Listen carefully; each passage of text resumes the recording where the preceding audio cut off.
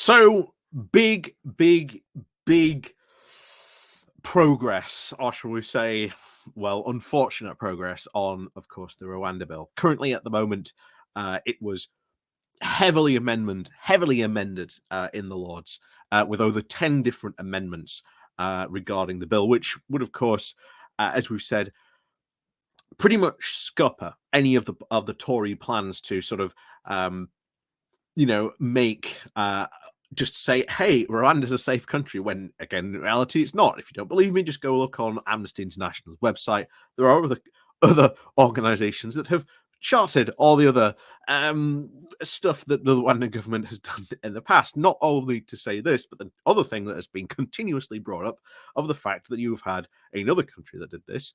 And basically, when these asylum seekers arrived in Rwanda, the Rwanda government went, well, we're not going to keep you here if you don't want to stay here.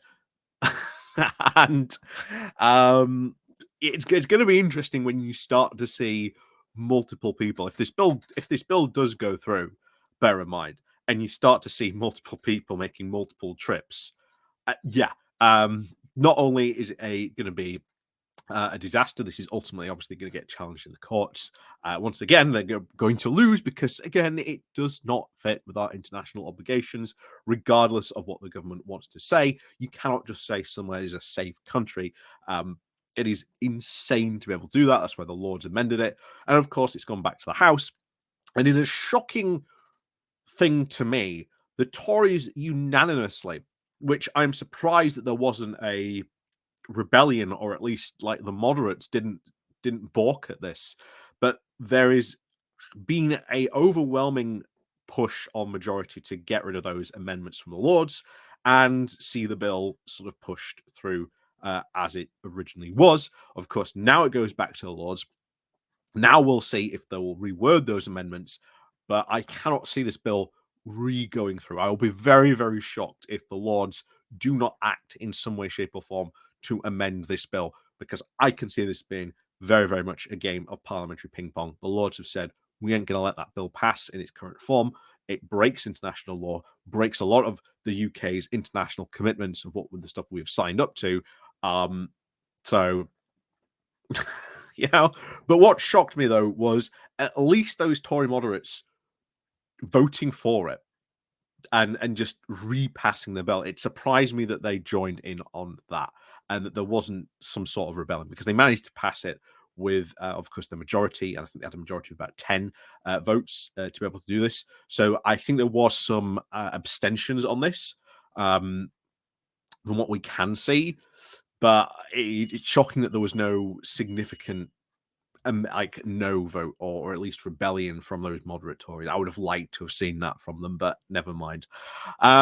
But anyway, we're going to go over this because, again, it just shows you what a week this is going to be when, once again, Rishi Sunak is trying to, at least this week, heavily focus on businesses. He's doing a lot of stuff around apprenticeships this week.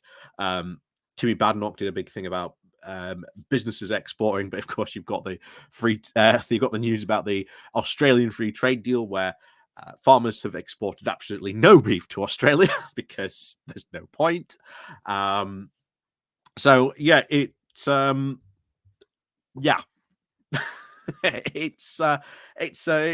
times.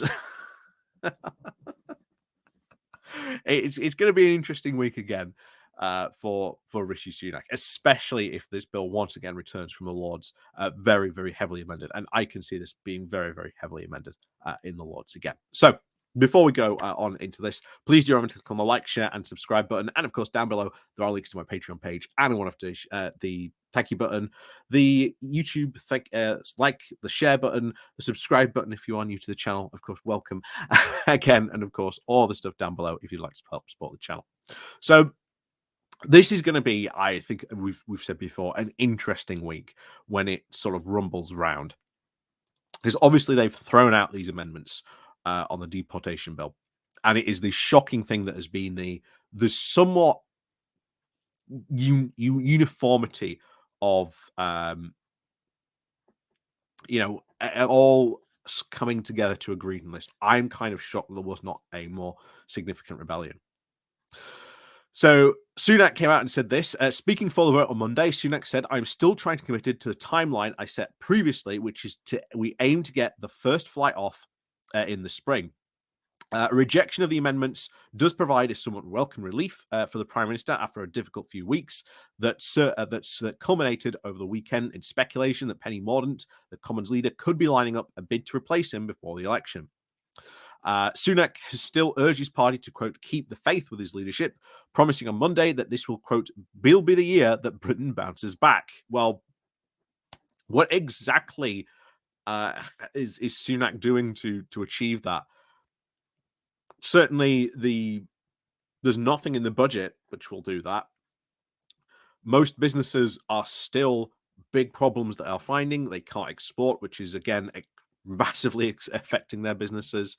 Inflation still a very, very big problem for businesses. Energy prices, even though it's not still talked about too much, not often, or at least makes the news as often as it did, still very, very much a big problem for a lot of businesses. Um, yeah, obviously we're going to get a lot of talk about business this week from the Prime Minister, and expect at the end of the week for I think a lot of businesses to hit back at Sunak saying, "What on earth are you going on about?" But there you go. So he is hoping that the combination of the falling inflation, accelerated growth, and the long-awaited start to the Rwanda plan will help boost the Tories' flagging poll ratings later this year. So first of all, um, while inflation is falling, it's not falling as fast as it is in other countries. There's still, of course, very very much the problem that either it just stops falling, it stagnates. There is, of course, the problem of, quote, accelerating growth. Um, can do nothing to do anything to do with growth. So, fun times there, I suppose. And of course, the hope that this Rwanda plan is somehow going to fix things. Well, we've said multiple times it's not going to fix anything whatsoever. The better plan would have been to sort out the immigration system and, of course, create safe routes, which, of course, the Tories have just never done at all. Even though those are the most simplest things they could do, they still refuse to do them. However, this asylum plan does rely on MPs and peers agreeing a version of the bill in the coming weeks so that ministers will then have the power to ignore any emergency injunctions issued by Strasbourg aimed at stopping flights taking off. And there's been a couple of I'm gonna have to go find it actually, because there is a lot of people saying, well, actually, you can't ignore these things because obviously Britain has signed up to things like the European Court of Human Rights, and ignoring things like those emergency injunctions can then have the British government take to court, which then can potentially strike down this rule. So this thing, even if it does pass, ain't over. There are still a lot of things that can be done, and a lot of people gearing up for a lot of legal fights among those things. So, among these 10 amendments that peers have made in the bill in the recent weeks has been one that has forced ministers to abide by domestic and international law.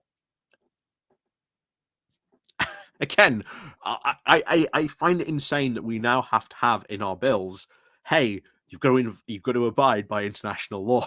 And the thing is, just because you say that doesn't then you can't mean start breaking international law, because then there will be repercussions.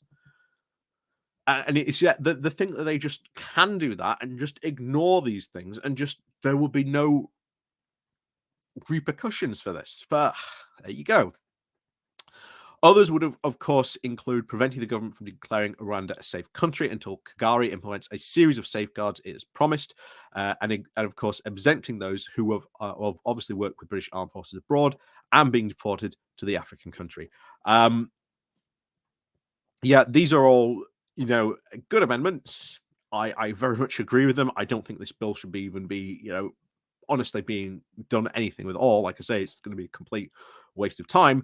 But if you are going to have amendments to this bill, I think every single one of those makes absolute perfect sense. Anyway, Labour and of course the Scottish National Party, the Liberal Democrats, all voted to keep the 10 amendments, but they were defeated by a relatively united Tory party, with a majority voting against all 10. And then, of course, you had Clive Lewis came out and swore in the Commons. Um, so yeah, very, very bizarre episode, but there you go. um, so this was other thing that I wanted to sort of mention. Michael Thomason, the Minister for Illegal Immigration, told the Commons this bill is, of course, an essential element of our wider strategy to protect our borders and to stop the boats and prevent the tragic loss of lives at seas caused by the dangerous, illegal, and unnecessary crossings in the Channel. Well, if you want to do that, set up safe routes, set up a processing center in France. There are numerous ways you can do this. The Rwanda plan is just a pointless plan we're going to waste a ton of money on. We already are wasting a ton of money on it for something that is not going to work, because all it takes is these flights start going off, but the small boats just keep on coming across. Remember, Rwanda's only said it will only take around about 200. So it ain't gonna work. It ain't gonna work at all. And it's just laughable, the idea that they think that this plan is gonna work. But there you go. So anyway, officials have said that if the Lords choose to add in more amendments, it is unlikely to pass until Easter. Even then, however, they believe that they will still hit the spring deadline. Downing Street said the timeline remains unchanged, whether the bill is passed before or after Easter. So I, again, it is just to please this very, very small amount of people who think that somehow this is going to be like the ultimate deterrent. We've said many times it's not going to be the deterrent. There's a limit on how many people we can send. We're also having to accept refugees from Rwanda because that is in the agreement that we signed with the Rwanda government. They don't like to talk about that. We are already wasting a significant amount of money. There are obviously problems with human rights cases and etc. going on there, and sending people to Rwanda. I don't think we should be sending people who worked with the British Army, maybe people who were fighting in Afghanistan, because that then could leave them very, very much open to pro-Taliban forces in Africa, maybe even kidnapping them, or even worse. I think that is something that we should be dead set against. I am surprised, honestly, that amendment even passed. I am very, very shocked at that. And for, again, a government that is apparently very, very pro sort of army. But then again, we shouldn't be surprised because, hey, remember, there are still a lot of people it's still waiting in Pakistan to be processed who worked for the British Army during those years. And if I will say this now, if any of them end up going back, I think Labour MPs should be absolutely rising up constantly and says, because you delayed this person and this family were killed. Their blood is on your hands. You are responsible for this. I think it would be the biggest moral condemnation anyone could ever give. I think this should absolutely be brought up constantly in Parliament, that this is an ongoing situation, still ongoing. But we'll see. And then, of course, you've got the other big problem, as we said at the beginning. There are obviously concerns that another country has done this before with Rwanda. Rwanda did not keep those asylum seekers there, and you ended up with the same person coming back to apply for asylum again. There is a reason why these schemes have never ever worked before in the past. Constantly just not worked, and yet somehow they think this is the one. This is the one that's going to work. Nothing here is providing any safeguards or anything like that to say, just as other countries have tried these similar things before and they turned out have not to work, this will also turn out not to work either. So anyway, until then, as always, we'll see you all next time.